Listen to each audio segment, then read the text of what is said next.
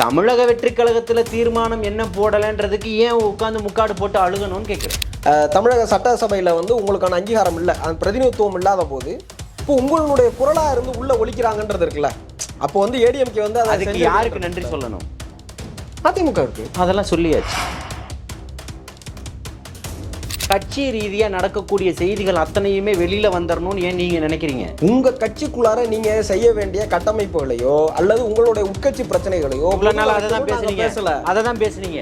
மாவட்ட செயலாளர் ஏன் போடல, ஒன்றிய செயலாளர் ஏன் போடல, கிளைக்கழக செயலாளர் ஏன் போடல, பகுதி செயலாளர் ஏன் போடல, அவருக்கு ஏன் ஓட்டு போஸ்டிங் போடல, இவருக்கு ஏன் போஸ்டிங் போடலன்னு தான் பேசிட்டு இருந்தீங்க. திமுக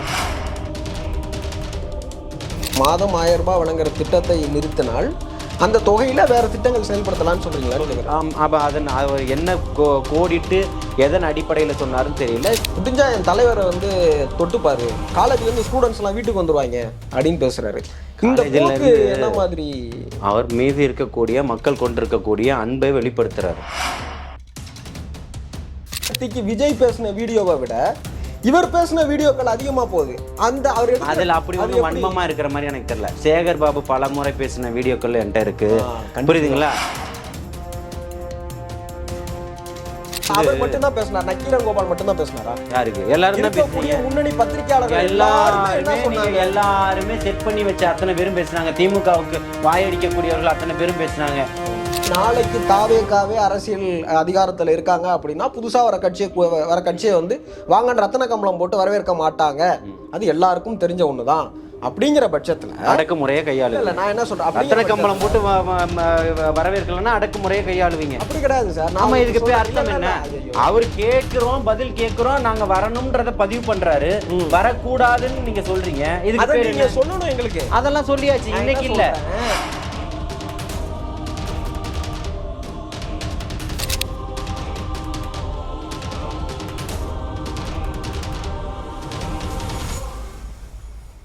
ஜாம்பவான் நேயர்கள் அனைவருக்கும் வணக்கம். நான் உங்கள் கார்த்திக் ராஜா. இன்னைக்கு நம்மோட அரங்கத்தில் யார் இணைஞ்சிருக்கிறாங்க அப்படின்னா தமிழக வெற்றி கழகத்தினுடைய ஆதரவாளர் திரு ஜலீல் அவர்கள் நம்மளோட இணைஞ்சிருக்கிறாங்க. வாங்க உங்களை சந்திக்கலாம். என்ன வணக்கம். வாழ்த்துக்கள். நலமா இருக்கு. தமிழக வெற்றி கழகத்தினுடைய பொதுக்குழு நேற்று நடந்துச்சு. அந்த பொதுக்குழுவில் தமிழக வெற்றி கழகம் தனிச்சு தான் போட்டியிடுது அப்படிங்கிற ஒரு முக்கியமான தீர்மானத்தையும் நிறைவேற்றிருக்காங்க. இது குறித்து உங்களுடைய பார்வை? இல்லை, தனிச்சு தான் போட்டியிடுதுன்றதெல்லாம் இல்லை. தமிழக வெற்றி கழகத்தினுடைய தலைமையில தான் போட்டி. முதல்வர் வேட்பாளர் தலைவர் தளபதி தான் அப்படின்றது தான் நேற்று பொதுக்குழு தீர்மானங்கள் கொண்டு வந்திருக்குது. அதை நோக்கி தான் தீர்மானங்களும் பொதுக்குழுவும் நகர்ந்திருக்கு. கூட்டணிக்கான முடிவுகளை எடுக்கக்கூடிய அதிகாரத்தையும் அவருக்கு கொடுக்கப்பட்டிருக்குன்றதான் தீர்மானங்கள் நிறைவேற்றப்பட்டிருக்கு. முதல்வர் வேட்பாளராக வந்து அப்படிதானா தமிழக வெற்றி கழகத்தினுடைய தலைமையில தான் கூட்டணின்றத நான் பல காணொலிகளில் சொல்லிட்டேன், பல நேர்காணல்களில் சொல்லிட்டேன். நிச்சயமாக யாருக்கிட்டையும் தமிழக வெற்றி கழகம் எந்த அரசியல் கட்சியிடம் போய் மண்டியிடாதுன்றத பல முறை சொல்லிட்டேன். அதையும் தாண்டி பல முறைகள் வந்து திமுகவினுடைய நெரேட்டிவ் வந்து பார்த்தீங்கன்னா அண்ணா திமுகவோட தான் போவோம், அவங்க பிஜேபியோட தான் போவாங்க, அவங்க டைட் பண்ணிட்டாங்க, சிபிஐ கிட்ட போயிட்டாங்க, உச்ச நீதிமன்றம் போயிட்டாங்க, இப்படி எல்லாம் ஒரு பலதரப்பட்ட கருத்துக்களை வந்து எதனால் தமிழக வெற்றி கழகத்தின் மீது அனைத்து கற்களும் வீசப்பட்டது அப்படின்னா, சிறுபான்மையினுடைய வாக்கு வங்கிகள் நிச்சயமாக திமுகவின் பக்கம் இருந்து உடஞ்சிருச்சுன்றதை மறுக்க முடியாத உண்மை. இன்னைக்கு அப்பேற்பட்ட வாக்கு வங்கிகளை அவங்க திரும்ப எடுத்துகிட்டு வரத்துக்கு இன்னைக்கு உங்களுடன் ஸ்டாலின், மக்களுடன் ஸ்டாலின், அப்புறம் இன்னைக்கு ஏதோ ஒன்று புதுசாக ஒன்று போட்டிருக்காங்க, ஒரு திட்டம் இன்னைக்கு அதன்படி அறிவிச்சிருக்காங்க.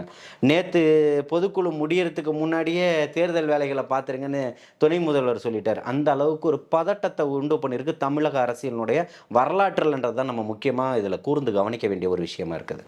அப்பேற்பட்ட இடத்துல எந்த இடத்துலையும் வென்றுவிடக்கூடிய வீரம், மண்டியிடாத மானம்ன்ற மாதிரி நான் எந்த இடத்துலையும் யாருக்கிட்டையும் சீட்டுக்காகவோ அரசியலுக்காகவோ மண்டியிடலைன்றதை மீண்டும் மீண்டும் மீண்டும் நிரூபிச்சுக்கிட்டு இருக்கிறாரு தலைவர் தளபதின்றதை இதில் தெல்ல தெளிவாக பார்க்க முடியுதுன்னு சொல்கிறேன். இல்லை, அதே மாதிரி ஒரு விமர்சனம் என்ன முன்வைக்கப்படுது அப்படின்னா வந்து இந்த கரூர் துயர சம்பவத்திற்கு அப்புறம் முதல் முறையாக ஒரு பொது அரங்கத்தில் வந்து எல்லாரையும் கட்சி நிர்வாகிகளை சந்திக்கக்கூடிய நிகழ்ச்சியாக இதுதான் முதல் நிகழ்ச்சியாக இருக்குது. ஏறத்தாழ 39 நாட்களுக்கு பின்னாடி இறந்தவர்களுக்கு ஒரு தீர்மானம் நிறைவேற்றலை அப்படின்னும், அப்புறம் இவர்கள் குறித்து, அதாவது கரூர் துயர சம்பவம் குறித்து ஒரு தனி தீர்மானத்தை வந்து முன்மொழிஞ்சார் சட்டசபையில் எடப்பாடி பழனிசாமி அவர்கள். அவங்களுக்கு ஒரு நன்றி தீர்மானமும் முன்மொழியலை. இது வந்து எப்படி சொல்கிறது, ஒரு அரசியல் இதில் வந்து ஒரு வரைமுறைக்கு அப்பாற்பட்டு இருக்குது அப்படிங்கிற மாதிரியான விமர்சனங்களும் முன்வைக்கப்படுது. இது குறித்து உங்களுடைய கருத்து என்ன?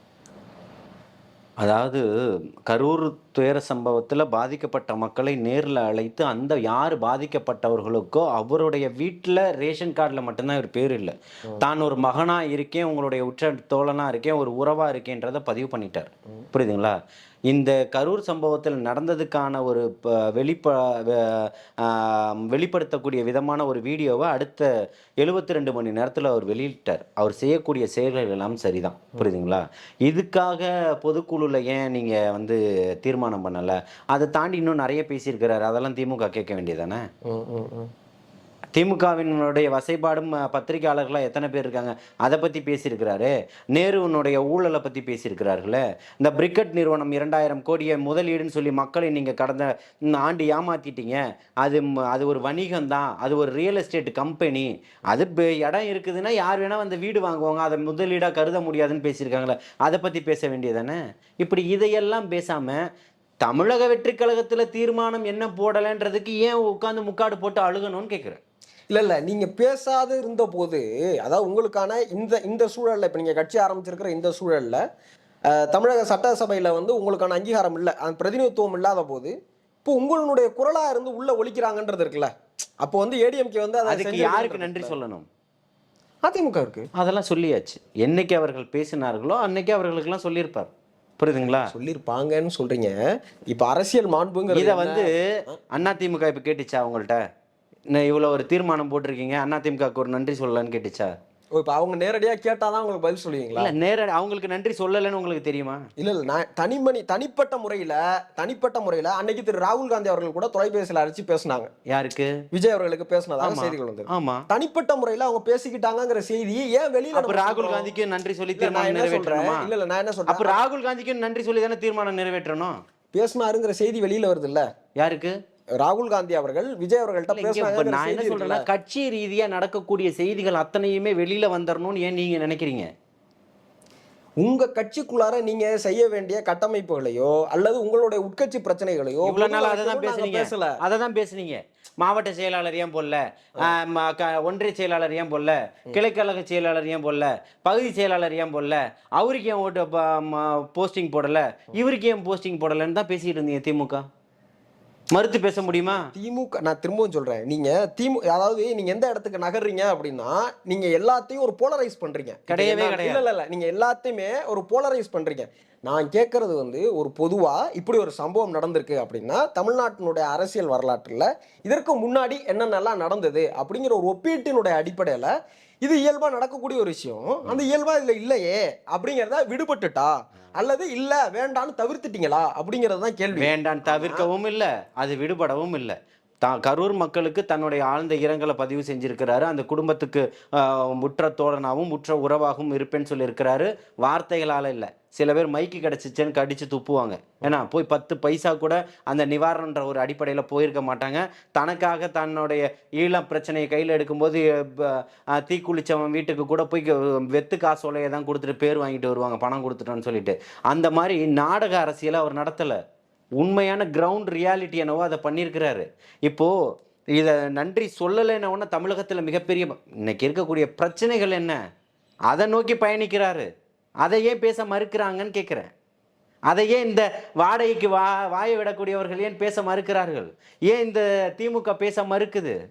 அதிமுக வந்து நீங்கள் சொன்னீங்க அதிமுகவோட தான் கூட்டணி வரப்போகிறாங்கன்னு திமுக சொல்லிக்கிட்டு இருந்தாங்க, அதனால தான் அவங்க இவங்களுக்கு வந்து இணக்கமாக போகிறார்கள். இப்போவும் பாசிசவாதிகளாகவும் பாசிசவாதிகள்கிட்ட மண்டிட்டவர்களாக தான் பார்க்கப்படுது. புரியுதுங்களா? நீங்கள் ஊழல்வாதிகளாக அவங்கள பார்க்கப்படுது. மறைமுகமாக நீங்கள் பாசிசவாதிகளோட தொடர்பில் இருக்கிறீங்கன்ற பல இடங்களில் சொல்லியிருக்கிறாரு. அதில் எந்த மாற்று கருத்தும் இல்லை. நீங்கள் ஒரு உங்களுக்கு பேசுறதுக்கு ஒரு வேலை வேணும். ஏன் நேரு மீது உள்ள விஷயத்தை பேச வேண்டியதானே, பிரிக்கெட் விஷயத்தை பேச வேண்டியதானே, ஏன் பேச மறுக்கிறீங்க? ஏன் நீங்க மறுக்கிறீங்க? எல்லா சமூக நீதி பேசக்கூடியவர்களும் கோவை சம்பவத்தை எடுத்து பேசுங்க. அப்போ எப்போ தாவேகா வந்து சமூக நீதி பேசலையா? யாருக்கு அப்ப தாவேகா சமூக நீதி பார்வைக்கு வெளியில போயிடுச்சு. பார்வையா இல்லையான்னு மக்களுக்கு தெரியும். இருக்கக்கூடிய கோடிக்கணக்கான தொண்டர்களுக்கு தெரியும். இருக்கக்கூடிய அத்தனை உறவுகளுக்கும் தெரியும். இப்போ மாற்றம் தான் ஒன்றே இங்க சால சிறந்ததுன்னு மக்கள் வந்து மிகப்பெரிய ஒரு எழுச்சியும் புரட்சியுமா திரண்டு நிற்கக்கூடிய மக்களுக்கு தெரியும் எது சமூக நீதின்னு சொல்லிட்டு. என்ன பெரிய பெரிய பண்ணையார்களையும் முதலாளிமார்களையும் நீங்க வச்சுக்கிட்டு கட்சி நடத்தக்கூடிய காலகட்டத்தில் சாதாரண கூலி தொழிலாளர்களும் ஆட்டோ ஓட்டுபவர்களையும் தினந்தோறும் வேலைக்கு போய் பிழைக்கக்கூடியவர்களும் கட்சி மாநில அளவில் ஒரு நிர்வாகத்துக்கு கொண்டு வந்து மாவட்ட செயலாளர்களாக அழகு பார்த்துக்கிட்டு அந்த எளிய மக்களை தான் நான் களமிறக்க போவேன்றதையும் முதல்வர் வேட்பாளராக இன்னைக்கு அறிவிக்கப்பட்டிருக்கக்கூடிய தலைவர் தளபதி அவர்கள் ஏற்கனவே பதிவு செஞ்சிருக்கிறார். நீங்க அந்த மாதிரி யாருக்கு ஒருத்தருக்கு கொடுங்க சொல்லுங்க. ஏற்கனவே இவர் விஜயகாந்த் அவர்களுடைய கட்சியில் புரஷவாக்கம் தொகுதியில் நல்ல தம்பிக்கு கொடுத்தாங்க. சைக்கிள் கடை வச்சுக்கிட்டு இருந்தவர், பஞ்சர் போட்டுக்கிட்டு இருந்தவர். அவரு அந்த மாதிரி ஒரு எளிய மகனுக்கு கொடுத்தது. அண்ணன் பார்த்த சாரதி இருந்தார். இந்த மாதிரி பல பேரை கோடிட்டு காட்ட முடியும். திமுகவில் எத்தனை பேரை காட்டிடுவீங்க? அதெல்லாம் இந்த மாதிரி நீங்கள் சமூக நீதியுடைய பாதுகாவலனாக இருக்கேன், இதாக பண்ணிக்கிட்டு இருக்கிறேன், சமூக நீதியை கட்டமைக்கிறோம், காப்பாற்றுறோன்ற பேரில் நீங்கள் பண்ணிக்கிட்டு இருக்கக்கூடிய எல்லா அராஜக போக்குகளையும் இன்னைக்கு மக்கள் உற்று கவனிச்சிட்டு இருக்கிறாங்க.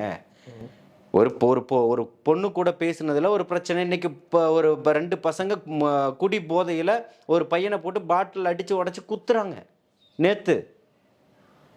இன்னைக்கு இப்போ சட்டம் ஒழுங்கு அந்த அளவுக்கு இருக்குது, ரொம்ப கேவலமாக இருக்குது. வழக்கமாக எல்லாரையும் பிடிச்சிட்டு தான் சுடுவீங்க. ஆனால் இந்த கோவை சம்பவத்தில் எப்படியோ சுட்டு பிடிச்சிருக்கீங்கன்னு சொல்கிறீங்க. அதான் பெரிய ஆச்சரியமாக இருக்குது. காவலர்களை ஏதோ தாக்க முற்பட்டதாகவும் அதனால் அவங்க தற்காப்புக்காக காலில் சுட்டாங்க. நான் வந்து ஒரு 40 வருஷத்தோட பேப்பர் காட்டுறேன். ஒரு நாள் 2 நாள் இல்லை, 40 ஆண்டுகளுடைய பேப்பர் கட்டிங் காட்டுறேன். இல்லைன்னா இப்போதும் இந்த 2000க்கு அப்புறம் உள்ளதை காட்டுறேன். இந்த 25 ஆண்டுகளை மட்டுமே பேசுவோம், புரியுதுங்களா? இல்லை ஒரு 30 ஆண்டுகள் கதை பேசுவோம். அவங்க கரெக்டாக சொல்கிறதெல்லாம் துருப்பிடிச்ச ஒரு அருவா, வெடிக்காத சணலில் சுற்றின நாட்டு வெடிகுண்டு, உதவி ஆய்வாளருக்கு ஒரு கீரல், இதுதான் இருக்கும். நேற்றுக்கு பொதுக்குழுவில் பேசக்கூடிய திரு அருண்ராஜ் ஐஆர்எஸ் அவர்கள் என்ன சொல்கிறாங்கன்னா, இந்த 1000 ரூபாயை மட்டும் நீங்கள் விட்டு கொடுத்துட்டீங்க அப்படின்னா நம்மளுடைய தலைமையில் அமையக்கூடிய ஆட்சியில் பல திட்டங்கள் கொண்டு வர முடியுங்கிற மாதிரியான ஒரு வார்த்தைகளை சொல்கிறாங்க. இந்த 1000 ரூபாயை விட்டு கொடுத்துருங்க அப்படிங்கிற வார்த்தை, அந்த வார்த்தைக்கு பொருள் என்ன அப்படின்னா? இல்லை மக்களை வந்து இன்றைக்கி நீங்கள் ஒரு திமுக அரசு வந்து ஒரு கட்டமைப்போடு வச்சுருக்கு. 1000 ரூபாய் கம்பல்சரி நமக்கு கொடுத்துருவாங்க, இல்லை மகளிர் உதவித்தொகையாக கொடுத்துருவாங்க, இல்லை ஓட்டுக்காக கொடுத்துருவாங்க. ஏதோ ஒரு விஷயத்தை இதை மாதந்தோறும் ஒரு 1000 ரூபா கிடைக்கிது அப்படின்றதுக்காக இருக்காங்களா. அதனால் பல திட்டங்களை இங்கே உருவாக்க முடியும்ன்றதை சொல்கிறாரு. நீங்கள் ஒரு கடந்த முறை ஊருக்கு போயிட்டு வந்ததுக்கப்புறம் இல்லை அதாவது அந்த திட்டத்தை நிறுத்திட்டோம்னா, இப்போ மாதம் 1000 ரூபாய் வழங்குற திட்டத்தை நிறுத்தினால் அந்த தொகையில் வேறு திட்டங்கள் செயல்படுத்தலான்னு சொல்கிறீங்களான்னு கேட்குறேன். அப்போ அதன் அவர் என்ன கோடிட்டு எதன் அடிப்படையில் சொன்னாருன்னு தெரியல. திட்டங்கள் இலவசங்கள் நிறுத்தப்பட்டால் மக்களுக்கான அது சேவைகள் செய்யக்கூடியதாக இருக்கும். போதைப் பொருளை குறைச்சிடலாம், மது விற்பனையை நிறுத்தலாம், எத்தனையோ வழிகள் இருக்குது. மக்கள் சீர்கேடாக போகிறத வந்து தடுக்கிறதுக்கு எத்தனையோ விஷயங்களில் நமக்கு உதவியாக இருக்கும். இன்றைக்கி இவங்க சொல்லக்கூடியதெல்லாம் மதுவில் இப்படி இருக்குது அப்படி இருக்குன்னு கொரோனா காலகட்டத்தில் பெரிய மாதிரி கோயம்புத்தூரில் நடந்த ஆர்ப்பாட்டத்தில் கூட தாவேகாவினுடைய பெண் நிர்வாகி ஒருத்தவங்க வந்து வேண்டாம் இலவச பஸ் வேண்டாம்னு கூட பேசியிருந்தாங்க. அது விமர்சனத்துக்கு உள்ளானுச்சு. ஆனால் நேத்திக்கு பேசக்கூடிய ஐஆர்எஸ் அவர்களும் 1000 ரூபாய் விட்டு கொடுத்துருக்கான்னு பேசுகிறாங்க. அப்போ இலவசங்கள் வேண்டாம்னு நினைக்கிறீங்களான்னு கேட்குறேன். இலவசங்கள்ன்ற பேர்வையில் மக்களை உறிஞ்சிடாதீங்க, கொள்ளையடிக்காதீங்கன்றது தான் இங்கே நோக்கம். நல்லா புரிஞ்சுக்கங்க. இலவசன்ற ஒரு கான்செப்டுக்கு நான் வரேன், சரிங்களா? நீங்கள் இலவச பேருந்துகள் விட்டுருக்கீங்க. இலவச பேருந்து எந்த தேதியிலேருந்து ஸ்டாலின் விடியல் பயணம்ன்றதை ஒன்று தொடங்கினார். அதுக்கு 1 மாதத்துக்கு முன்னாடி எல்லா டிக்கெட் விலைகளும் உயர்த்தப்பட்டிருக்கும். 2 மடங்கா 3 மடங்கா ஆக்கியிருக்கும். நான் என்ன கேட்குறேன்னா, அதே மடங்களை வச்சுட்டு எல்லாருக்குமே கொடுத்தாலும் நான் தினந்தோறும் வேலைக்கு போகிறேன், நான் 3 மடங்கு செலுத்தி போகணும். என் வீட்டில் இருக்கக்கூடியவர்கள் என்றைக்கோ வாரத்தில் 1 நாளோ 2 நாளோ, இல்லை அவங்களும் தினந்தோறும் வேலைக்கு போகக்கூடியவர்களாக இருந்தால் அவர்களுக்கு இலவச பயணம். அவர்களுக்கு எத்தனை இலவச பஸ்ஸுகள் விட்டுருக்கீங்கன்றது இன்னைக்கு கேள்விக்குறிதான். எல்லா பஸ்ஸும் இலவச பஸ் இல்லை. நீங்க அப்படி சமூக நீதியா பார்க்கக்கூடியவர்கள் இல்ல, பெண்களுக்கு எந்த பஸ்ல ஏறினாலும் ஃப்ரீன்னு சொல்லிட்டு போங்க, அவங்களுக்கு மட்டும் ஏன் தனியா ஒரு பஸ்ஸை விடுறீங்க? நான் திரும்ப உங்கள்கிட்ட என்ன கேட்குறேன், இப்போ இலவசங்களுக்கு வந்து அதை தான் சொல்றேன். இலவசம்ன்ற பேர்ல இங்க டிக்கெட் விலையை உயர்த்துனீங்க இல்லையா, தேவையில்லை. அதே மாதிரி இருந்தா அவன் டெய்லியுமே அதே ரேட்ல போயிருப்பான்ற. நீங்கள் இலவச பயணத்தை காரணம் காட்டிட்டு இங்கே 3 மடங்கு விலையை உயர்த்திருக்கீங்களே. பால் விலை உயர்த்த மாட்டேன்னு சொன்னீங்க, உயர்த்திருக்கீங்க. மின் கட்டணம் உயர்த்த மாட்டேன்னு சொல்லியிருக்கீங்க. இதுக்கு பின்னாடியெல்லாம் ஒரு சப்ஜெக்ட் இருக்குது. மாதந்தோறும் மின்கட்டண அளவுன்னு சொன்னீங்க, பண்ணல. மின்கட்டண உயர்வு கிடையாதுன்னு சொன்னீங்க, அதை பண்ணிட்டீங்க. மின்கட்டணத்தை உயர்த்திட்டீங்க. சொத்து வரி உயர்த்த மாட்டோம்னு சொன்னீங்க, கழிவு நீருக்கு உயர்த்த மாட்டோம்னு சொன்னீங்க, குடித நீருக்கு உயர்த்த மாட்டோம்னு சொல்லி எல்லாத்தையுமே உயர்த்திருக்கீங்களே. ஆனா பத்திரம் பதிவு செய்வதில் பெண்களுக்கு 1% 0.5% கம்மி. இது மிகப்பெரிய புரட்சி. நம்ம அன்னாடங்காட்சிகளை பத்தி பேசிக்கிட்டு இருக்கோம். இல்ல இப்போ நான் என்ன சொல்ல வரேன் அப்படின்னா, நீங்க ஒரு பார்வையில இருந்து அணுகுறீங்களோன்னு கேட்குறேன். அது உண்மையிலேயே பெரிய புரட்சி தான். ஏன்னா சொத்து வாங்கக்கூடிய நபர்கள் அல்லது சொத்தை பத்திரம் பதியக்கூடியவர்கள் யாரும் வந்து பெண்கள் பேர்ல சொத்து வாங்குறது இல்ல. நான் திரும்பவும் சொல்றேன். அக்கா தங்கச்சிகளுக்கு வந்து உடன் பிறந்தவர்களே வந்து சொத்து கொடுக்கணுங்கிறது பெரிய டிபேட்டுக்கு அப்புறம், பெரிய பிரச்சனைகளுக்கு அப்புறம் அம்பேத்கர் அவர்கள் சட்ட முன்வடிவு வச்சாங்க. அவங்க ஒத்துக்கல. பிற்பாடு 89ல் தான் அது கொண்டு வரப்படுது, பெண்களுக்கு சொத்தில் பங்கு அப்படிங்கிறது. இருக்கிற சொத்தை பிரிச்சு கொடுக்கறதுலேயே பெண்களுக்கு பங்குல இவ்வளவு சிக்கல் வருகிற போது பெண்கள் பேர்ல சொத்துக்கள் வாங்க மாட்டாங்க. அப்போ வேற விதத்துல இப்போ என்னன்னா அதுல வந்து அந்த தொகை குறைவா இருக்கு அப்படின்னா பெண்கள் பேர்ல சொத்து வாங்க முடியுங்கிறது ஒரு புரட்சி தான். நீங்க எப்படி, எனக்கு என்ன புரியலன்னா, நீங்க திமுகவை முதல்ல முறைப்படுத்துங்க. நான் என்ன ஒண்ணு சொல்லிடுறேன். திமுகவை எதிர்க்கிறேன்றது அப்புறம் இருக்கட்டும், புரியுதுங்களா? நீங்க முதல்ல முறைப்படுத்துங்க. இன்னைக்கு பத்திரப்பதிவுத்துறையில தான் முக்காவாசி ஊழலே நடக்குது. ஏகப்பட்ட பணங்கள் கையாளப்படுதுன்றத சொல்லப்படுது. இல்ல இல்ல, அததான் சொல்றேன். அப்படி ஒரு விஷயத்தை இது பண்ணுங்க, அதுல 1% குறைங்க. யாருமே வந்து இன்னைக்கு சம்பாதித்து வாங்கக்கூடியவர்கள் அத்தனை பேரும் எல்லாம் ஏதோ ஒரு லோனோ ஏதோ ஒரு விஷயத்துல தான் போறான். அப்ப அவனுக்கு எலிஜிபிள் இருந்தா அவன் பேர்ல வாங்குறான், தன் மனைவிக்கு இருந்தா மனைவி பேர்ல வாங்குறாங்க. இந்த மாதிரி காலங்கள் எல்லாம் மாறிடுச்சு. நீங்க சொல்லக்கூடியது எல்லாம் காந்தி காலத்து விஷயம், புரியுதுங்களா? இப்போ அந்த மாதிரிலாம் எதுவும் கிடையாது. நீங்க சொல்லக்கூடியது அம்பேத்கர் புரட்சியா கொண்டு வந்திருக்கிறாருன்னா 1450 ஆண்டுகளுக்கு முன்னாடி நபிகள் நாயகம் பேசிட்டாரு பெண்களுடைய சொத்து உரிமையை பத்தி. அப்ப பெண்களுக்கு இப்ப எந்த சிக்கலும் இல்லைன்னு வரீங்களான்னு கேக்குறேன். யாருக்கு? அதெல்லாம் காந்தி காலத்து பேச்சுன்னு சொல்றீங்களே. இன்னைக்கு சிக்கல் இருக்குன்னு சொல்றேன். அவருதான் காதி கண்ட கனவு இன்னைக்கு நினைவாயிடுச்சான்னு கேக்குறேன். நான் என்ன கேக்குறேன்னா, சொத்து விஷயம்னு நீங்க பேசுனீங்க.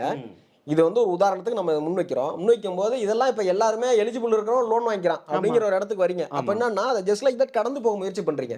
நான் என்ன சொல்றேன், குளறுபடிகளை பேசுங்க, ஊழலை முன்வைங்க, அதுல இருக்கக்கூடிய இதெல்லாம் அதுல எந்த மாற்றம். நீங்க அதையெல்லாம் பேசக்கூடாதுன்றதுக்கு தான் மக்களுடைய வாயை அடைக்கணும், மூடணும்ன்றதுக்கு தானே இந்த மாதிரி ஒரு விஷயத்த பண்ணிக்கிட்டு இருக்கிறீங்க. பத்திரத்துறையில நாங்க 6% கம்மி பண்ணிட்டோம் அப்படின்றது. சரி, இப்ப நீங்க வந்து சொன்னீங்க இலவசங்கள் வேண்டாம் அப்படின்னு.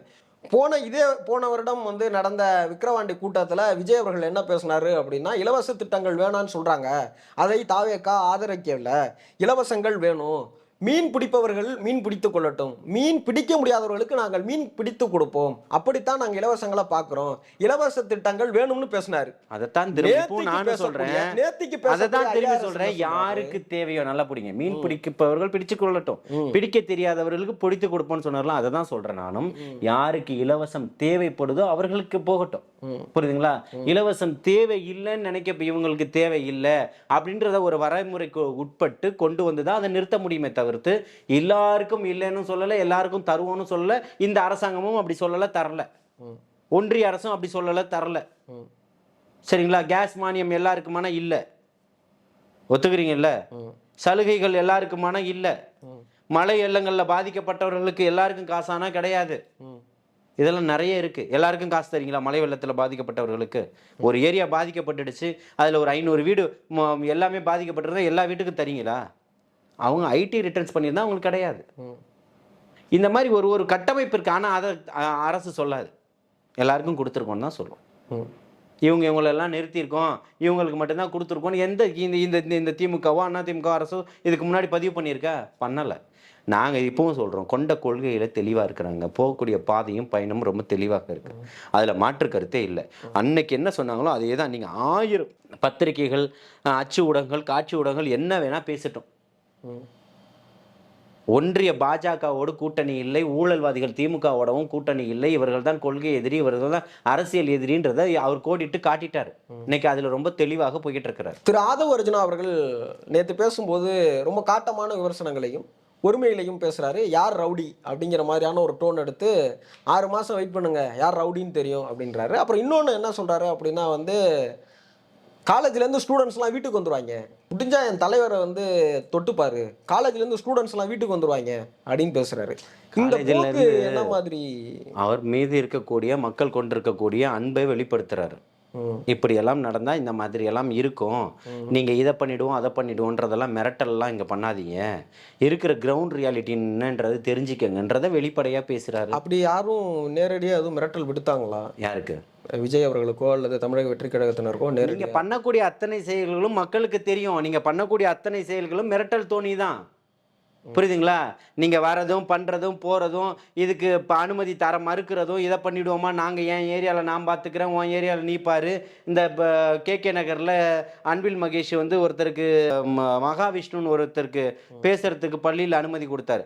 அவர் பல பள்ளிகளில் பேசிட்டு வந்துட்டார். அப்போது ஒரு அரசு பள்ளிகளில் பேசக்கூடியவர்களை யாருன்றதை ஆய்வு பண்ணாமையே கொடுத்துட்டாங்க. அப்போ பேசிட்டு போகும்போது ஒரு பார்வை திறன் கொண்டவரை வந்து அவர் வந்து விமர்சித்து பேசிட்டு போகிறாரு. அது முன் ஜென்மத்து பாவம் புண்ணியம். அவர் இப்போ தமிழக வெற்றி கழகத்துக்கு ஆதரவாக பேசிகிட்டு இருக்காரு. யாரு? அந்த மகாவிஷ்ணுங்கிற. மகாவிஷ்ணு யாரா வேணா இருக்கட்டும். மகாவிஷ்ணு அன்னைக்கு அந்த இடத்துல பேசுனது தப்பு தான், கண்டிக்கக்கூடியது தான். பலமுறை நம்ம பேசியிருக்கிறோம். அவரை எதிர்த்து தான் நான் பேசியிருக்கிறேன். அதில் எந்த இது இல்லை. அவர் தாவேக்காக்கு ஆதரவாக பேசுகிறான்னு நான் மண்டிட்டுருவேன்னு நினச்சிட்டிங்களா? இல்லை நான் அந்த கூடுதல் தகவலையும் அவர் யாருக்காக வேணா பேசிட்டு போட்டோம். புரியுதுங்களா? அதுக்காகலாம் இங்கே எந்த ஆதரவு யாரும் தாவேக்கா போயிட்டு அவரோட பரம்பொருள் அக்ரஹாரம் வாசலில் போய் நிற்க போதா? ஒன்றும் பரம்பொருள் அறக்கட்டளை அதனுடைய வாசலில் போய் நிற்க போதா? கிடையாது. புரியுதுங்களா? சாமானிய எளிய மக்களினுடைய உழைப்பில் வளர்ந்துருக்கக்கூடிய கட்சியாக தான் இதை பார்க்க முடியுது. இல்லை இந்த டோன் நான் கேட்குறேன் என்னன்னா, நீ அதாவது இதே மாதிரி தான் ஒரு அமைச்சரா இருந்துக்கிட்டு பத்திரிகை வாயில நீங்க சந்திக்கும் போது நீங்க வந்து நீ என் ஏரியாக்குள்ள வந்துட்ட நான் பார்க்கலாமா அப்படின்னு ஒரு அமைச்சர் அன்பில் மகேஷ் பேசுனது நீங்க ஏத்துக்கிறீங்களா? சரி, அதை நான் கண்டிக்கிறோம், இப்பயும் கண்டிக்கிறோம். அது யாரையா இருந்தாலும் ஒரு பொது வெளியில அப்படி ஒருமையில அப்படியான நபர்கள் வந்து பேசக்கூடாதுங்கிறத நாங்கள் கண்டிக்கிறோம். எல்லாருமே கண்டிச்சாங்க அன்னைக்கு. அதே நான் என்ன கேட்குறேன் அப்படின்னா, இப்போ இவர்களுக்கு மாற்றாதான் நீங்கள் வரீங்க அப்படின்னும் போது நாங்களும் அதே தப்பை செய்வோங்கிறது வந்து ஏற்றுக்க முடியாது. ஒன்று. அடுத்த விஷயம் என்ன அப்படின்னா, இந்த இளைஞர்களை நீங்கள் என்னவா பயன்படுத்துறீங்கன்ற ஒரு கேள்வி வருது இல்லை? அப்புறம் என்னன்னா, நீ வந்து என் தலைவரை வந்து பிடிச்சிப்பாரு அப்படின்னு பேசுறாரு. அப்புறம் ட்விட்டர்ல வந்து ஒரு போஸ்ட் போட்டாரு. இல்லை ட்விட்டர்ல வந்து ஒரு போஸ்ட் போட்டுட்டு அதை டெலீட் பண்ணிட்டாரு. கோர்ட்டில் போய் என்ன சொல்கிறாங்கன்னா, அது இரவு நேரத்தில் தான் நான் அந்த பதிவு போட்ட கொஞ்ச நேரத்தில் அந்த பதிவை நாங்கள் டெலிட் பண்ணிட்டோம், அதனால் அதிக பேர் பார்ப்பதற்கான வாய்ப்பு இல்லை அப்படின்னு அவங்க அஃபிடவிட் கொடுக்குறாங்க. நேற்றுக்கு என்ன சொல்கிறாரு, எப்படி நேபாளத்தில் நடந்துச்சோ அந்த மாதிரி இளைஞர்கள்லாம் வந்து போராடுவாங்க, என் தலைவரை தொட்டுப்பாரு, காலேஜ்லேருந்து ஸ்டூடெண்ட்ஸ்லாம் வெளில வந்துருவாங்க. இல்லை நேபாளன்ற வார்த்தையை பயன்படுத்தலையே. ஐ மீன் அந்த ஜென்சி புரட்சின்னு அன்னைக்கு பயன்படுத்தினாரு ட்விட்டரில். அதை தான் சொல்கிறார் அவர். என்னன்னா, அந்த மாதிரியான ஒரு புரட்சி தான் வந்து நடக்கும். புரட்சி வந்து பாருங்க மின்னல் வேகத்தில் எழக்கூடியது. மெரினா ஜல்லிக்கட்டில் எப்படி ஒரு புரட்சி ஏற்பட்டதுன்றது எல்லாருக்கும் தெரியும். புரியுதுங்களா? அதனால் வந்து இப்படி சொல்வதால் தான்றது இல்லை. ஒரு சம்பவம் நடக்கும்போது நம்ம கரூர் சம்பவத்தை வச்சு என்னவோ பண்ணாங்க. ஒட்டுமொத்த ஆளக்கூடிய அரசு வந்து தமிழக வெற்றி கழகத்துக்கு எதிரான நிலையில் தான் எல்லா கருத்தையும் சொன்னாங்க. அன்னைக்கு மாற்றி பேசின அதாவது சர்வேல மாற்றி பேசின மிகப்பெரிய பத்திரிகையாளர்கள் கூட இன்னைக்கு அந்த சம்பவத்துக்கு பிறகு அவர் மீது இருக்கக்கூடிய அன்பும் மதிப்பும் உயர்ந்திருக்குன்றது தான் இன்னைக்கு கருத்து கணிப்புகளாக இருக்குது. அப்போ நீங்கள் பண்ணக்கூடிய செயல்கள் எல்லாமே எப்படின்றது எல்லாத்தையுமே கவனிச்சுக்கிட்டு தான் இருக்கிறாங்க. நீங்கள் என்ன நெரேட்டிவ் செட் பண்ணி என்னத்தை மாற்றணும்னு நினச்சாலும் இல்லை அதை தான் சொல்கிறேன், கேட்டுக்கங்க. நீங்கள் எதை மாற்றணும்னு நினச்சாலும் அது இன்னைக்கு மக்கள் எல்லாம் பார்த்துக்கிட்டு இருக்கிறாங்க. அவர் அதை பேசுகிறாரு அப்படின்னா அதுக்கான காரணங்கள் என்னன்றதை மக்களுக்கு தெரியும். புரியுதுங்களா? ஒரு அரங்கத்துக்குள்ள தொண்டர்கள் மத்தியில் பேசிக்கிட்டு இருக்கிறாரு. புரியுதுங்களா? அதை எல்லாத்தையுமே பேசும்போது அவர் என்ன சொல்ல வராருன்றது எல்லாருக்குமே தெரியும். கட்சிக்காரவங்களுக்கு தெரியும் சார். ஆமாம், அந்த கட்சிக்காரங்களுக்கு அவர் வந்து எப்படி சொல்கிறது, இப்போ என்ன ஒரு போலரைஸ் பண்ணுவாங்க அப்படின்னா, இப்போ இதே மாதிரி தான் ஒவ்வொரு கட்சிக்காரங்களும் அவங்க கட்சிக்காரங்களை உற்சாகப்படுத்துறது பேசலாம் சார். ஆனால் ஒரு பொது வெளியில் பேசுகிறீங்கன்னும் போது அந்த கட்சிக்காரர்களை நீங்கள் என்னவா வடிவமைக்கிறீங்கிறது இருக்குல்ல. இந்த வீடியோக்கள் இப்போ வெளில வருது. நேற்றுக்கு விஜய் பேசின வீடியோவை விட இவர் பேசின வீடியோக்கள் அதிகமாக போகுது. அவர் அதில் அப்படி ஒன்றும் வன்மமாக இருக்கிற மாதிரி எனக்கு தெரியல. சேகர் பாபு பல முறை பேசின வீடியோக்கள் என்கிட்ட இருக்கு. புரியுதுங்களா? அப்பயும் அது விமர்சனங்களுக்கு உள்ளாகுது. யாருக்கு? அப்பயும் விமர்சனங்களுக்கு. ஆகி என்ன பண்ணிட்டீங்க? ஆகி என்ன பண்ணிட்டீங்கன்னு கேட்குறேன். ஆகி என்ன பண்ணிட்டீங்க? என்ன பண்ணிட்டீங்க? அதிகாரமும் அரசும் உங்க கையில இருக்குன்றதுக்காக எதை வேணா பேசுவீங்கன்னு அர்த்தமா? இங்க பாருங்க, நீங்களும் இப்பவும் சொல்றோம், தமிழக வெற்றி கழகத்தினுடைய தலைவர் தளபதி அவர்களை யாராவது தொட்டு பார்க்கணும்னு நினைச்சா நீங்க வந்து இப்ப இருக்கக்கூடியதை நீங்க பொய்யா கட்டமைச்சு ஒரு வழக்கு பதிவு செய்யணும்னு உங்களுக்கு திராணி இருந்தா நீங்க பண்ணி பாருங்க. அப்புறம் தமிழக மக்களுடைய மனநிலை என்னன்றதை நீங்க பாப்பீங்க. அப்படி யாரும் பொய்யான எந்த வழக்குகளும் பதிவு செய்யப்படல. இன்னும் சொல்ல போனா எஃப்ஐஆர்ல கூட திரு விஜய் அவர்களுடைய பேர் இல்ல. அப்படின்னும் போது அந்த எப்படி சொல்ற அந்த டோனே வந்து என்ன உங்க அப்படின்னா, வாய வாடகையா தானே நக்கீரன் கோபால் பேசினாரு. எனக்கு நீங்க திரும்பவும் நான் என்ன கேட்குறேன் உங்களுக்கு அப்படின்னா, ஜனநாயக சக்திகளோ அல்லது சரி பரவாயில்ல சார், அவங்க வேற யாரோ ஒரு அமைப்பினுடைய இதுல இருந்து பேசுறாங்கன்னு வைங்க, நீங்க அதற்கு என்னவா பதில் சொல்றீங்கன்றது இருக்குல்ல. அந்த பதில் என்னவாக இருக்குதுங்கிறது இருக்குல்ல, அது ரொம்ப நீங்க முக்கியமான. வந்து அவர் மட்டும் தான் பேசினார், நக்கீரன் கோபால் மட்டும் தான் பேசினாரா? யாருக்கு? எல்லாரும் தான் இருக்கக்கூடிய பேசுறீங்க. முன்னணி பத்திரிகையாளர்கள் எல்லாருமே என்ன எல்லாருமே நீங்க சொன்னாங்க? எல்லாருமே செட் பண்ணி வச்ச அத்தனை பேரும் பேசுனாங்க. திமுகவுக்கு வாயடிக்கக்கூடியவர்கள் அத்தனை பேரும் பேசுனாங்க. ம், அண்ணன் திருமா கேட்கலையா? ம், சீமான் பேசலையா? ம். யார் பேசல? எல்லாரும் தான் பேசுனீங்க. நீங்க பேசுனது அத்தனையுமே எதிர்கொள்றதுக்கு தமிழக வெற்றி கழகம் தயாரா இருக்கு. நீங்க போடணும்னு நினைச்சீங்கன்னா போட்டு பாருங்க. உங்களை ஒரு கேஸ்ல விசாரிக்கிறதுக்கு உங்க வீட்டுல கொண்டு வந்து நோட்டீஸ் ஓட்டுது, கிழிக்கப்படுது. நீங்க ஜனநாயக சக்தி தமிழ் தேசியத்தை பேசுறீங்க, கட்டமைச்சிருக்கீங்க, 35 லட்சம் வாக்குகளை வாங்கிட்டேன்றீங்க. தம்பி அவன் இவன் எல்லாத்தையுமே தோளான் தொப்பலாம் தான் உங்களுக்கு. எல்லாரையுமே கூப்பிட்டுக்கிட்டு நீங்க மறுநாள் போன தம்பி அண்ணன் நாளைக்கு விசாரணைக்கு போறேன், எல்லாரும் வந்துருங்கப்பா. நம்ம நிறைய உங்களை தானே விசாரணைக்கு கூப்பிட்டாங்க. உங்களுக்கு அவ்வளோ பயம் இருக்குல்ல. மேடையில் பேசுனீங்கல்ல, அவர் எங்கேயும் போல, எல்லாத்துக்குமே ஆதாரமாக எங்கே ஓடிட்டான் அங்கே ஓடிட்டான் எல்லாம் இத்தனை நாளாக கட்டமைச்சு பேசுனீங்கல்ல, எல்லாத்துக்குமே பதில் கொடுத்துருக்கிறாருல, அதையும் பேசுங்க. எங்கேயும் யாரும் ஓடலை, எல்லார் ஃபோனையும் பாருங்க, நாங்கள் இங்கே தான் இருந்திருக்கிறோம். நான் எங்கே இருந்திருக்கோன்னு உளவுத்துறைக்கு தெரியாதான்னு கேட்குறாரு. சிடிஆர் எங்கே இருந்தாரு உளவுத்துறைக்கு தெரியாதா, காவல்துறைக்கு தெரியாதான்னு கேட்குறாரு. அதுக்கெல்லாம் என் பதில் சொல்றதுக்கு வக்கு இல்லைன்னு கேட்குறேன். என்ன கேட்குறேன் நான் திரும்பவும் உங்களுக்கு ஒன்னே ஒன்று தான் கேட்குறேன். நாங்கள் இங்கே தான் இருந்தோம் அப்படிங்கிறது இப்போ இன்னைக்கு 40 நாள் கழித்து சொல்கிறீங்க நாங்கள் அங்கே நின்னோம், காவல்துறை எங்களை போக வேணான்னு சொன்னாங்க அப்படின்னு. அன்னைக்கு அங்கேயே நான் என்ன சொல்கிறேன் சார், அரசியலில் யார் இருந்தாலும் ஓ விஜய் சார் வரீங்களா வாங்கன்னு ரத்தன கம்பளம் போட்டு யாரும் வரவேற்க மாட்டாங்க. இன்னைக்கு அதிமுக இருந்தாலும் சரி, வேறு கட்சிகள் அரசியல் இருந்தாலும் சரி, நாளைக்கு தாவேக்காவே அரசியல் அதிகாரத்தில் இருக்காங்க அப்படின்னா புதுசாக வர கட்சியை வந்து வாங்கன்னு ரத்தன கம்பளம் போட்டு வரவேற்க மாட்டாங்க. அது எல்லாருக்கும் தெரிஞ்ச ஒன்று தான். அப்படிங்கிற பட்சத்துல அடக்குமுறையை கையாளு. இல்ல நான் என்ன சொல்றேன், அத்தனை கம்பளம் போட்டு வரவேற்கலன்னா அடக்குமுறையை கையாளுவீங்க. அப்படி கிடையாது சார். நாம இதுக்கு போய் அர்த்தம் என்ன? அவர் கேட்கிறோம், பதில் கேட்கிறோம், நாங்க வரணும்ன்றத பதிவு பண்றாரு, வரக்கூடாதுன்னு நீங்க சொல்றீங்க. இதுக்கு பேர் நீங்க என்ன? சொல்லணும் எங்களுக்கு. அதெல்லாம் சொல்லியாச்சு. இன்னைக்கு இல்ல, கிடையாது. அன்னைக்கு இரவு 3 மணிக்கு சார் நீங்க என்ன கேக்குறீங்க? நீங்க பேசுனீங்க. இன்னைக்கு இல்ல, அன்னைக்கே சொல்லிட்டாரு, அவர் பதிவு பண்ணிட்டாரு. ஆதவன பதிவு பண்ணிட்டாரு, என்கிட்ட ஆதாரங்கள் இருக்கு, காட்ட முடியும். இல்ல உங்களுக்கு பதிவு பண்றாரு சார். இல்ல எனக்கு பதிவு பண்ணல, பொது வெளியில பதிவு பண்ணிருக்கிறாரு. பொது வெளியில பதிவு பண்ணிருக்கிறாரு. நாங்க போவதற்காக முயற்சித்தோம், அனுமதி தரல, காவல்துறை மறுத்துது அப்படின்றது எல்லாத்தையுமே பேசிட்டாரு. நான் சொல்றது நான் சொல்லி கடந்து போயிடலாம். காணொலி இருக்கான ஆதாரம் இருக்குன்றதை எடுத்து காட்டணும்ல, புரியுதுங்களா? இப்பவும் சொல்றேன், எல்லாத்தையுமே பேசிட்டாரு. 40 நாள் கழிச்செல்லாம் பேசல, அப்பவே பேசிட்டாரு. என்னைக்கு பேசினாரு? அந்த கரூர் சம்பவம் நடந்த ஒரு 4-5 நாளிலே அவர் பேசிட்டாருன்னு சொல்றேன். 4-5 நாள்ல நான் கேக்குறது அன்னைக்கு ராத்திரி அப்பவே பேசிடணும்ன்றீங்க. இல்ல 3 மணி வரைக்கும் அங்க இருந்தோம். ஆமா, நாங்க வெயிட் பண்ணோம், அவங்க வந்து எங்களுக்கு அனுமதி தரல, அதனால அங்க இருந்து வந்துட்டோம் அப்படிங்கிற செய்தியை சொல்றாங்க. ஆமா, 4 நாள் கழிச்சு சொன்னாரு. அந்த செய்தியுமே எங்க சொன்னாங்க அப்படின்னா உச்சநீதிமன்றத்துக்கு இவங்க போய் அந்த பெட்டிஷன். இல்ல அதுக்கு முன்னாடியே ஒரு பத்திரிகையாளர்களை பார்க்கும்போது ஆதவ அவர்கள் ஆமா அப்ப வந்து சொல்லியிருக்கிறார். புரியுதுங்களா? அது வந்து ஒரு 3 நாளோ 4 நாளோ கழிச்சு அதான் சொல்றேனே, 4-5 நாளைக்குள்ள நான் சொல்லிட்டேன். ஏறத்தாழ ஒரு நாள் முன்ன பின்ன இருக்கலாம், பட் சொல்லிட்டாரு. ஆனால் நீங்க அதாவது ஒரு மனநிலையில ஒருத்தர் போய்கிட்டு இருக்கிறாங்கன்னா எல்லா தகவலும் கார்த்திக் இங்க எல்லாமே எல்லாருக்குமே கொண்டு போய் சேர்த்தாச்சு. பாதிக்கப்பட்டவர்கள் தரப்புல எதுவும் கேட்கல. நீங்க கேள்வி கேட்கக்கூடிய அத்தனை பேரும் யாரும் பாதிக்கப்பட்டவர்களுடைய வீட்டுல போய் உட்கார்ந்துகிட்டு இல்ல, அவர்களுக்காக ஒருவேளை யாரும் உண்ணாவிரதம் இருந்ததில்ல. எல்லாரும் அவங்கவுங்களுடைய வேலைகளை தான் பார்த்துக்கிட்டு இருக்கீங்க. அதனால மன உளைச்சலுக்கு ஆளாகி 30 நாட்கள் எப்படி இருந்தாரு அப்படின்றத ஒட்டுமொத்த மக்களுக்குமே இன்னைக்கு தெரியும், அவர் எப்படி இருந்தாருன்னு. அந்த பாதிக்கப்பட்ட மக்கள் வந்து பார்த்துட்டு சொல்லும் போது அத்தனையுமே தெரியும். புரியுதுங்களா? உங்களை விட வலியும் வேதனையும் அவருக்கு ரொம்ப அதிகம். அதனாலதான் அந்த குடும்பத்துல பங்கேற்றுக்கிட்டாரு. உங்களுக்கு என்ன தேவைகளோ அது அத்தனையுமே பண்றதுக்கு ஒரு மகனா உங்க குடும்பத்துல ஒருத்தனா நான் இருக்கேன்றதை பதிவு பண்ணியிருக்கிறாரு. இப்படி யாருமே பண்ணது கிடையாது. புரியுதுங்களா? ஒரு நிகழ்வுல நடந்தாலும் அது சரியோ தப்போ, யார் மீது குற்றமோ, அது விசாரணை கமிஷன் இருக்குது, அது வரட்டும், அது அப்பாற்பட்டது. இல்ல எனக்கு என்ன கேள்வி வருது அப்படின்னா, தொடர்ச்சியா முன்னுக்கு பின் முரணாகவோ அல்லது உண்மைக்கு மாறாகவோ ஒரு அட்டென்ஷன் சீக்கிங்காக ஒரு விஷயத்தை தொடர்ச்சியா முன்வைக்கிறாரோ ஆதவ் அவர்கள் அப்படிங்கிற மாதிரியான ஒரு பார்வை வருது. இது அது வந்து விமர்சனமாகவும் முன்வைக்கப்படுது. இப்போ நேத்திக்கு வீடியோ வந்து என்னன்னா, நான் திரும்ப சொல்றேன், விஜய் அவர்கள் பேசினதை விட இவர் பேசின கருத்துக்கள் வந்து என்னன்னா, ஒரு எப்படி சொல்றது, ஒரு உண்மைக்கு மாறான ஒரு கருத்துக்களை முன்வைக்கிறாரு பொதுவெளியில. அதுவும் அந்த மாதிரியான ஒரு உயரிய பொறுப்புல இருக்கக்கூடியவர் ஏன் அதை இல்ல முன்வைக்கிறாரு? உண்மைக்கு மாறான கருத்துக்கள்னா அதை விவாதம் பண்ணுங்க, உட்கார வர சொல்லுங்க, அது பொய்ன்னு சொல்லுங்கன்ற. இப்போ நேத்து வந்து அவர் சொன்னதிலே உதாரணத்துக்கு சொல்ல போனா, முன்னாள் முதலமைச்சர் கலைஞர் அவர்களை கைது பண்ணும்போது ஸ்டாலின் பயந்து ஓடினாரு. நாங்க எங்க ஓடணும் அப்படின்னு கேட்கிறாரு. அதுக்கு வந்து இப்போ உங்க தரப்புல நீங்க ஒரு விளக்கம் கொடுத்துருக்கீங்க இல்லையா? யார் தரப்புல? ஒரு செய்தி நான் படித்தேன். அவர் வந்து வெளிநாட்டில் இருந்தார், அவர் கைது செய்யப்பட்டு கேள்விப்பட்டு மறுநாள் காலையில் வந்தார், கீழ்பாக் கார்டனில் ஒரு ஜட்ஜி வீட்டில் போயிட்டு சரணடைந்தார், பெயில் வாங்கினாரு, இந்த கதையெல்லாம் நானும் படித்தேன். இந்த செய்தியே சொல்றாங்க. இல்லை அதான் இந்த செய்திகளை நானும் படித்தேன். சரிங்களா? அப்போ இப்போ அதுக்கு அவர் பதில் கொடுப்பாரு, வெயிட் பண்ணுங்கன்னு சொல்கிறேன்.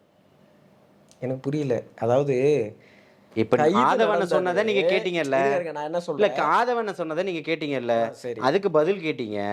அதுக்கு மறுப்பு செய்தியா திமுக தரப்புல இப்படி ஒரு செய்தி போட்டிருந்தாங்க, நான் அதை படிச்சேன்னு சொல்றேனே.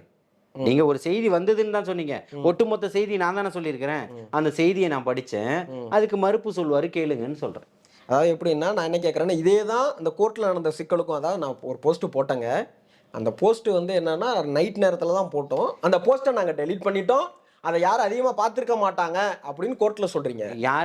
நீதிபதி யாரை கேட்டாரு? கோர்ட்டில் யாரை கேட்டாரு? யாரு நீதிபதி யாரை கேட்கிறாரு? போட்டது அவர் போன்ல, அவர் தான் போட்டதுக்கு. சரிங்களா? போட்டதை இல்லன்னு மறுக்கல, போட்டேன் டெலீட் பண்ணிட்டேன்றத ஓப்பனா தானே சொல்ற. மறைச்சு ஏதாவது சொல்லியிருக்காரா? சொல்றாங்க. இல்ல இல்ல மறைச்சு ஏதாவது சொல்லியிருக்காரா? எஃப்ஐஆர்ல வந்து என்னோட பேரை நீக்கணும் அப்படின்னு ஒரு மனுவை தாக்கல் பண்றீங்க. அது எல்லாருக்குமே கொடுக்கறது.